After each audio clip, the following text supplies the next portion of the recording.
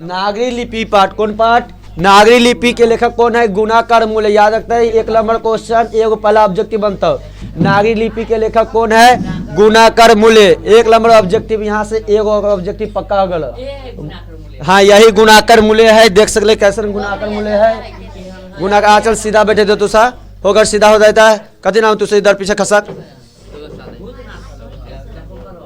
इधर पैर बाहर का ऐसे नीचे करके बैठे हुए पैर चल देखा खसक जाही जब बैठ जाही ना आवे ना तब पैर हटा दे नीचे ना जगह है। हाँ नंदिनी तू होते खसके ना सुने ना, नंदिनी भी आ रहा है। हाँ हाँ ऊपर बैठते हैं। बेहतर बैठे इधर। तो देखता है गुणाकार मूल्य के लिए, देखता है नागरी लिपि के लेखक कौन है? नागरी लिपिकरण। नागरी लिपि के लेखक कौन है? नागरी लिपि के लेखक कौन है? गुणाकर मूल्य। अब आ जाते गुणाकर मूल्य के बारे में जाना है कि गुणाकर मूल्य के जन्म कब हुआ। तो गुणाकर मूल्य का जन्म कब हुआ? 1935 ईस्वी में हुआ। गुणाकर मूल्य का जन्म कब हुआ? 1935 ईस्वी में हुआ। और किस गांव में, किस राज्य में? तो महाराष्ट्र राज्य में। किस राज्य में? महाराष्ट्र राज्य के अमरावती जिला में। किस जिले में? अमरावती जिले के एक गांव में हुआ था। गांव का नाम यहाँ पर नहीं। इसके बाद उनकी प्रारंभिक शिक्षा दीक्षा की प्रणाली कहाँ हुआ था? प्रारंभिक शिक्षा दीक्षा उनकी ग्रामीण परिवेश में हुआ था। उनकी प्रारंभिक दीक्षा विक्षा के बारे में हम जानकारी चाहे तो कहाँ पे हुआ था उनका प्रारंभिक दीक्षा परीक्षा? कहाँ पे? ग्रामीण परिवेश से हुई थी। शिक्षा की भाषा उनकी क्या थी? मराठी थी। जैसे हम लोग हिंदी पढ़ते हैं देवनागरी भाषा, उसी तरह उनका कौन सी भाषा था? मराठी भाषा था। और उधर बात ना करते, कभी नाम संजीव कुमार और कभी नाम दोनों भाई ना तो उठा के पटक डंडा निकाल के। उसके बाद मराठी भाषा थे, क्या था? भाषा थे, पढ़ाई से की थी। फिर वर्षों फिर ने वो कहाँ चले गए? वहाँ से वर्धा चले गए थे। कि कहाँ चले गए थे? वो मिडिल कहाँ तक पढ़ाई किए थे? मिडिल स्तर तक की पढ़ाई मराठी में की थी, यानी 8वीं तक की पढ़ाई। अभी हम जो मिडिल स्कूल 8वीं तक हो जाए, मैं 8वीं तक की पढ़ाई कहाँ तक किए थे? मराठी भाषा में किए थे। उसके बाद वहाँ से कहाँ चले गए? वर्धा चले गए। वहाँ पर 2 वर्षों तक नौकरी की, यानी 8वीं तक की पढ़ाई करने के बाद वहाँ उन्होंने कितने वर्षों तक? 2 वर्षों तक नौकरी की थी। और 2 वर्ष के नौकरी करने तक की साथ ही वह क्या किए थे? अंग्रेजी और हिंदी का अध्ययन किए थे। वहाँ 2 वर्ष नौकरी के साथ साथ अपनी पढ़ाई को भी जारी रखे और अंग्रेजी का अध्ययन किए और हिंदी की पढ़ाई किए। फिर इलाहाबाद में आकर उन्होंने उन्होंने गणित विषय से मैट्रिक लेकर MA तक की पढ़ाई की। गणित विषय में मैट्रिक में किए और उसके बाद MA तक की पढ़ाई करते हैं। और सन 2009 में क्या हो जाता है? उनकी निधन यानी मर जाते हैं। निधन की मतलब मर जाना, मृत्यु हो जाना। कब मृत्यु हो जाता है? 2009 ईस्वी में मर जाते हैं। तो हाँ 1935-65 साल इधर हो गए, 10 साल 75 साल। इससे पहले की बात हुई, 18 साल जो रही थी उस समय की बात हुई। अब 75 साल भी कौन जिये? 75 साल कौन? 60 साल में तो है, 60 साल 65 साल में तो मर जाए। हाँ तो इस तरह से देखते हैं रचनात्मक परिचय के बारे में। तो अब हम इनके रचनात्मक परिचय के बारे में समझ में कि गुणाकर मूल्य के रचनात्मक परिचय में। तो इनके गुणाकर मूल्य ने गणित किस किस चीज से पढ़ाई किए थे? गणित, खगोल विज्ञान, अंतरिक्ष विज्ञान को जानते थे। इनका रचनात्मक इतिहास था विज्ञान का इतिहास, पुरालिपि शास्त्र और प्राचीन भारत के इतिहास संस्कृति जैसे विषयों पर खूब लिखा था। इस सब विषय पर उन्होंने क्या किया था? खूब लिखा था। किस किस पर लिखा था? ये सब पर। किस पर? तो विज्ञान के इतिहास पर, प्राचीन भारत के इतिहास पे और संस्कृति जैसे विषय पर खूब लिखा था। पिछले 25 वर्षों में मुक्त इन्हीं विषयों से संबंधित 2500 अधिक लिखो तथा 30 पुस्तक का प्रकाशन कर चुके थे। कितना पुस्तक है किस बात न कर? 2500 किताब, 2500 को लेकर 30 किताब लिख दिल थे। 30 किताब गुणाकर मूल्य, 30 किताब प्रकाशित। उनका 30 किताब उनके नाम से प्रकाशित गुणाकर मूल्य। ऐसा का जैसे चैप्टर एक कहानी पढ़ रहे ऐसा का चैप्टर 2500 चैप्टर 2500 2500 चैप्टर और 30 किताब। इनमें थोड़ी हो तो अब ऊपर 2500। अब देखते हैं यहाँ पे 2500 से अधिक क्या क्या थे? अब यहाँ तक अधिक लेखों का 30 पुस्तकों का प्रकाशन हो चुके। इनके कौन से अब रचनाएं भी देखो कौन कौन सा प्रमुख रचनाएं थे? इनकी प्रमुख रचनाएं थे, तो इनका प्रमुख रचनाएं थे अक्षरों की कहानी थे। अक्षर की कहानी, भारत तथा इतिहास और संस्कृति, प्राचीन भारत के महान वैज्ञानिक, जो हमारे देश थे प्राचीन भारत के महान वैज्ञानिक के बारे, आधुनिक भारत के महान वैज्ञानिक, मेंडलीफ के बारे में भी एक वैज्ञानिक है मेंडलीफ, उनके बारे में भी लिख ले उनका भी। और महान वैज्ञानिक सौरमंडल के बारे में, जो पृथ्वी पे सौर वायुमंडल में जो सौरमंडल है उस पर भी एक रचना कर देते। इसके बाद सूर्य के बारे में भी रचना, नक्षत्र लोक, भारतीय लिपियों की कहानी बना, अंतरिक्ष यात्रा के पर, ब्रह्मांड परिचय पर, भारतीय विज्ञान की कहानी आदि बहुत सारा रचना, समझ लें 2500 रचनाएं कर दलती एक बार नम लाइन से लगा धर धर धर। कितने साल में, कितना 65 साल इधर, 10 साल 74 साल के करीब में 2500 लिख देना, यानी एक साल में सोच रही कितना लेख लिखित रहथिन कि कम से कम 2500 पूरा लगे।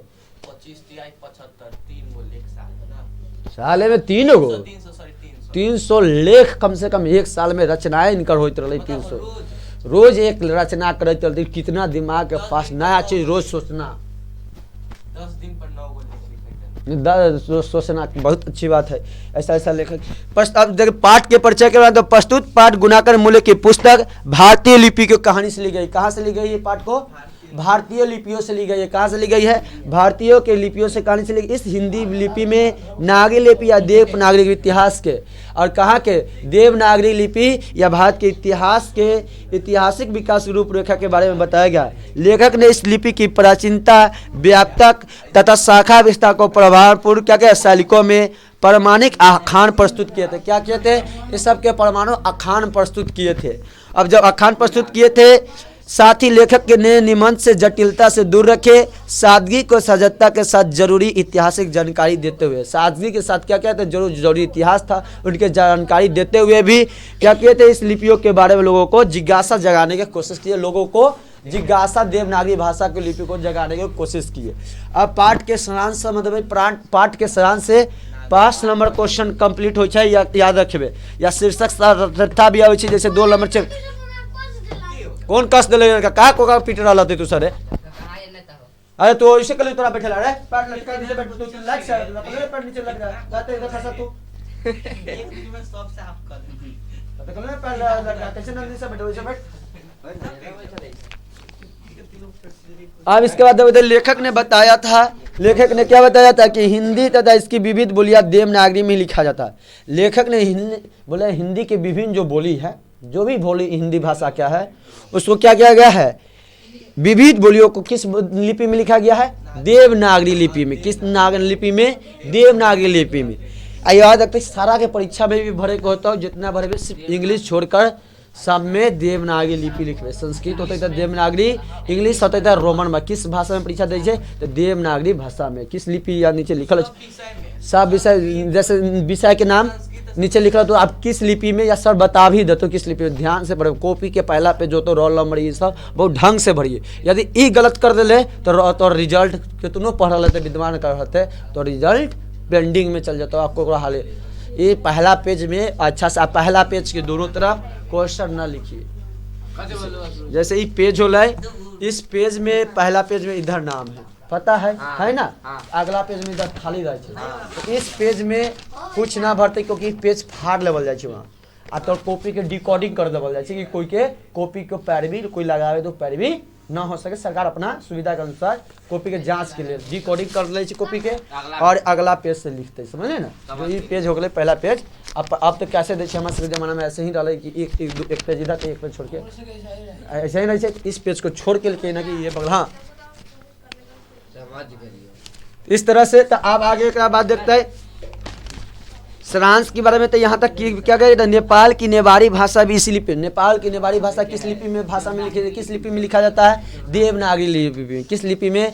नेपाल की नेपाली जो नेवारी भाषा होती है उसे भी देवनागरी लिपि में लिखा जाता है। हाँ, ऑब्जेक्ट सारा ऑब्जेक्ट जितना पढ़ा है सारा चीज़ ऑब्जेक्टिव है, एकदम ऑब्जेक्टिव, एकदम ध्यान से सुनो तो ऑब्जेक्टिव क्वेश्चन आंसर भी कुछ बन जाता है, बहुत कुछ बनता। मराठी की लिपि भी क्या है? देवनागरी लिपि। जो मराठी की भाषा है वो भी कौन सी लिपि है? देवनागरी है। हाँ, संस्कृत के बारे में बोले और प्राकृतिक के बारे में भी बोले तो हम संस्कृत और प्राकृतिक जो भाषा है के बारे में एक महत्वपूर्ण तथ्य है कि यह भी इसका क्या है? लिपि देवनागरी लिपि भी है। जो प्राकृतिक भाषा है और संस्कृत भाषा भी है वो कौन सी है? संस्कृत भाषा और प्राकृतिक भाषा। जो प्राकृतिक भाषा अशोक के समय, राजा महाराजा के समय लिखल जाती, अभी कोई पढ़ भी ना सकले प्राकृतिक, वो भी कौन सी लिपि थी? देवनागरी लिपि है। संस्कृत गुजरात लिपि देवनागरी लिपि से भिन्न नहीं है। गुजरात लिपि भी क्या है? गुजरात जो कि लिपि गुजराती लिपि है भी देवनागरी से भिन्न नहीं, थोड़ा मिलता जुलता दोनों लिपि है। अब ठीक उसी प्रकार बंगाल की लिपि नागरी लिपि की पुत्री नहीं बहन के समान है। जो बंगाली लिपि है देवनागरी लिपि का क्या है? बहन के समान है। उसकी बेटी नहीं कही जा सकती, बहन के समान हम उसको कह सकते हैं। किसको? बंगाली को। किसको? बंगाली लिपि को। पूछ भैया। हाँ, अब देखते हैं नागरी लिपि की विशेषताएं। ऐसा है लड़का बात ना कहा सब्सक्राइबर, अच्छी बात है। भैया के ना है उससे भैया देख तू डाले छी कथी गाना, भैया कथी डाले छे? पढ़े वाला कय बोले? पढ़े वाला बच्चा कय गो रहते? हाँ,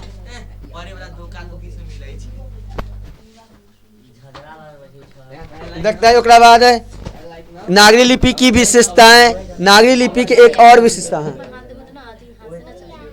ना, इस टच थोड़ी इसे हाथ से चलता है।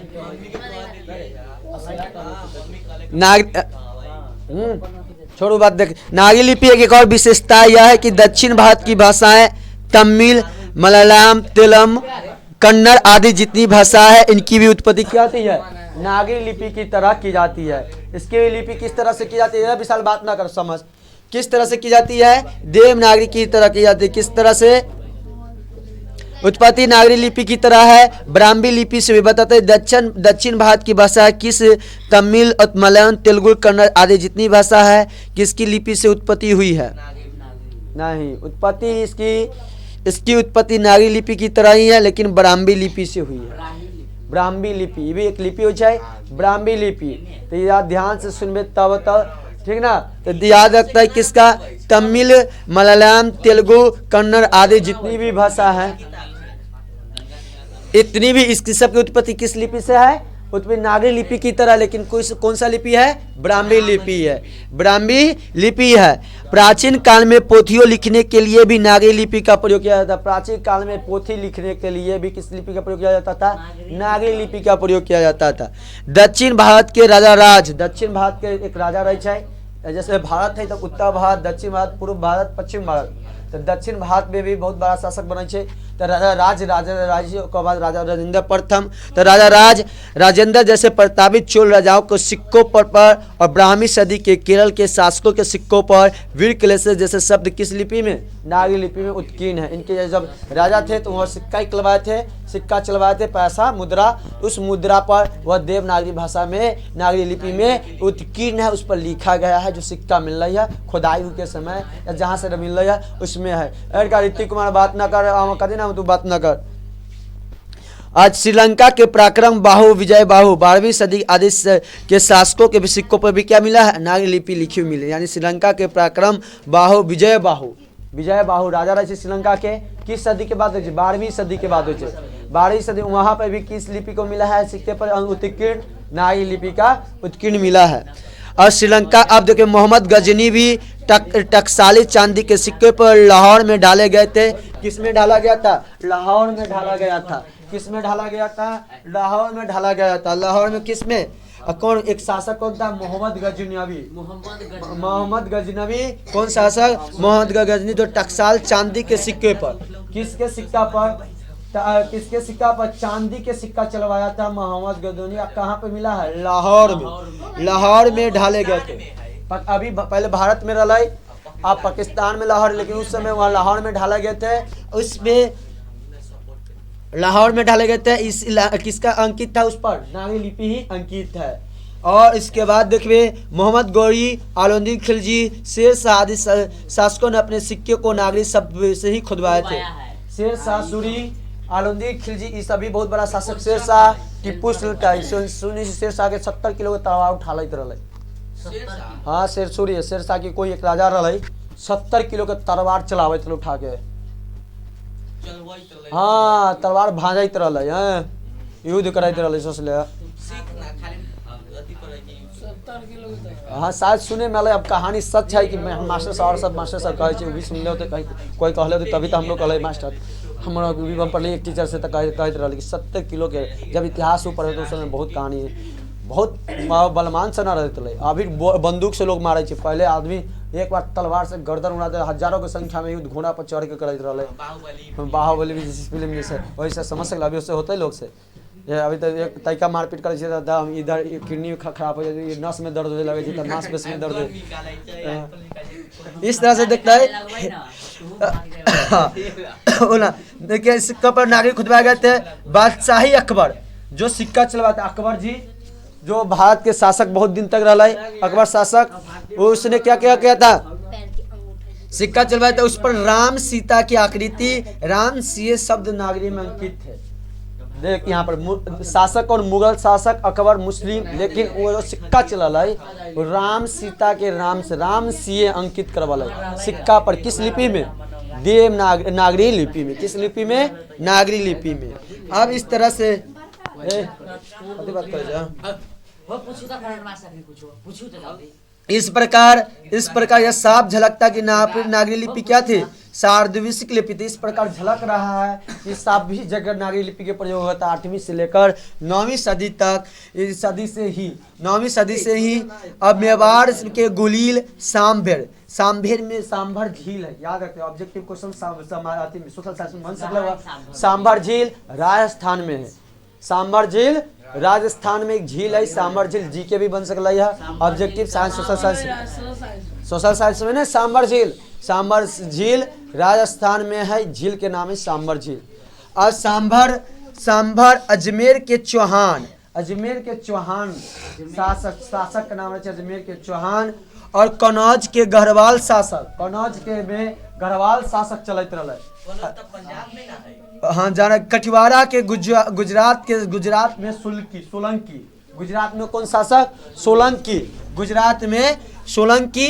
आबू के परमार बुदेलखंड के चंदेल, और परमार बुदेलखंड में चंदेल शासक भी रहे। जब इतिहास सब पढ़े तब वहाँ पे चंदेल शासक। त्रिपुरा की कहा थे कलचुरी शासक। लेख भी किस में लिखवाए थे? नागरी लिपि में। किस लिपि में अंकित करवाए थे? नागरी लिपि में अंकित करवाए थे। इसलिए नागरी लिपि के विभिन्न नाम है। नागरी लिपि के बहुत सारा नाम है। अभी बात करे बात ना दोनों के मार खा ना संतोष सर।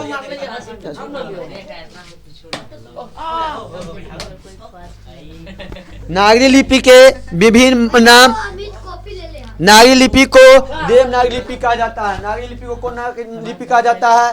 देवनागरी लिपि कहा जाता है। बताता है कते नाम है देवनागरी लिपि को कौन से लिपि कहा जाता है? कौन से लिपि कहा जाता है? नागरी लिपि को कौन सा लिपि कहा जाता है? उन्हें हद बताना। वो है जे हम लिखबै कलम से, वो है नागरी लिपि होता है।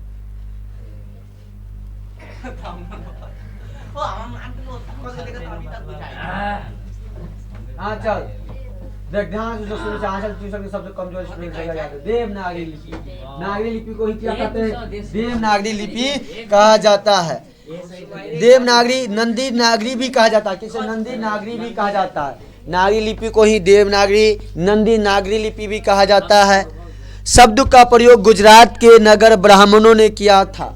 नंदी नागरी का प्रयोग कहाँ के? गुजरात के ब्राह्मण, गुजरात के नागर ब्राह्मणों ने किया था। काशी को देवनागरी भी कहते हैं। काशी को क्या कहते हैं? देवनागरी कहते हैं। पूछ सकते हो ऑब्जेक्टिव यहाँ से, जब भारी क्वेश्चन पूछेगा तो यहीं से पूछते। नागरी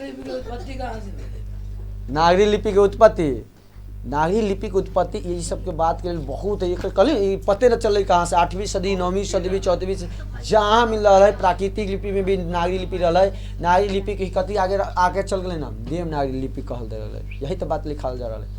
उत्पत्ति अपना देश में ही हो रहा है। भारत में नागरी लिपि कहीं से ना ले, अपना भारत के ही लिपि। दक्षिण भारत जैसे अरबी दोसर देश में होला है ना, उर्दू दोसर देश के होला है, जर्मन अपना यहाँ के लिपि, नागरी लिपि अपने यहाँ की उत्पत्ति। अब किस सभ्यता में होला है ये कहना मुश्किल। भगवान के समय से लिखा रहा है कि सभ्यता में लिखा है कि मेसोपोटामिया सभ्यता, सिंधु सभ्यता से गए कि बहुत सारा कि कौन पूरा पाषाण काल से हो रहा है, कहाँ से हो रहा है ये कहना आखिर उसमें गए सिंधु सभ्यता में तो भाव चित्रणात्मक रहे। सिंधु घाटी सभ्यता में चित्र बना के लिखत वहाँ में ये प्रयोग न ले कि किस भाषा में लिखल गया, भावात्मक चित्रणात्मक भाषा कहल जाए वहाँ पे, चित्र बना के। हाँ शांति शरण आप देखते हैं इस देवनागरी पर अलबुर्नी अपने ग्रंथ में नागर लिपि का प्रयोग किया। अलबुर्नी भी विदेश से आयल है, भारत में बहुत बड़ा लेखक रहे छै। ये भी ने देवनागरी लिपि को अपने लेख में प्रयोग किया है, देवनागरी का प्रयोग किया है। पाटलिपुत्र का भी नगर कहते हैं, इसे पाटलिपुत्र का देवनागरी को क्या कहते हैं, पाटलिपुत्र का नगर भी कहते थे। देवनागरी जो है पाटलिपुत्र का भी नगर कहते थे। कौन काल से इन कारणों को कारण कहीं नागरी नाम पड़ा है, तो इसे विद्वानों का मत इस प्रकार का नागरी नाम कैसे पड़ा इसमें मानतर देखते हैं। तो कल नागरी नाम कैसे पड़ा, इसमें बहुत सारे सब विद्वान अलग अलग अपना तरीका बता रहा है। कुछ बोल रहे कि 8वीं सदी में, कोई 9वीं सदी में, कुछ बोल रहे कि इसको पाटलिपुत्र में, कोई गुजरात के बात में बोल रहे, कहीं कहीं सबके अपना अपना अलग है। तो चंद्रगुप्त व्यक्ति इस प्रकार नागरी लिपि अलग अलग मत। चंद्रगुप्त एक शासक रहे पाटलिपुत्र में, मौर्य चंद्रगुप्त मौर्य साम्राज्य के कते रहे संस्थापक रहे। यही पाटलिपुत्र के ही रहे राजा। इस समय में व्यक्ति नामदेव था। ये क्या था, व्यक्ति नामदेव था। पटना को भी देवनाम कहा जाता है, पटना को भी क्या कहा जाता है, देवनाम कहा जाता है।